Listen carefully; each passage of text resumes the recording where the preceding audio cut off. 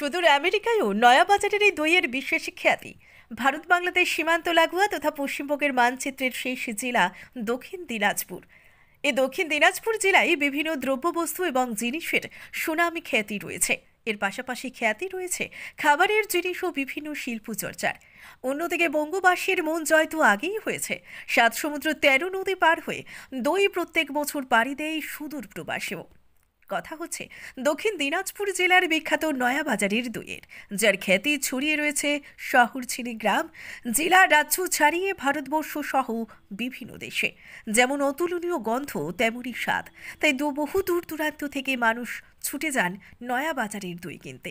কথায় বলে, বাঙালির শেষ পাতে একটু দই না হলে ঠিকই জমে না। নয়াবাজারের দইয়ের মধ্যে ক্ষীর দই, টক দই, সাদা দই, চিনি পাতা দই, মিষ্টি দই প্রভৃতি জনপ্রিয়।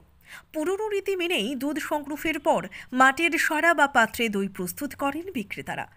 জন্মদিন, বিয়ে থেকে শুরু করে নানান অনুষ্ঠানে অতিথি আপ্যায়নে নয়াবাজারের দইয়ের জনপ্রিয়তা তুঙ্গে বহু প্রজন্ম ধরে। নয়াবাজারের দই বিক্রেতা বিপ্লব ঘোষ বলেন, উত্তরবঙ্গ দক্ষিণবঙ্গের সমস্ত জেলা, পার্শ্ববর্তী রাজ্য, এমনকি আমেরিকায়ও প্রত্যেক বছর আমাদের দই পাড়ি দেয়। তার কথাই, গত ২ বছর লকডাউনে ব্যবসা কিছুটা খারাপ হলেও লকডাউন শিথিল হলেই ভালো হচ্ছে আবারও ব্যবসা। দই কিনতে আসা এক ক্রেতা মানিক সরকার বলেন, নয়াবাজারের দই রাজ্য জুড়ে নাম ডাক রয়েছে।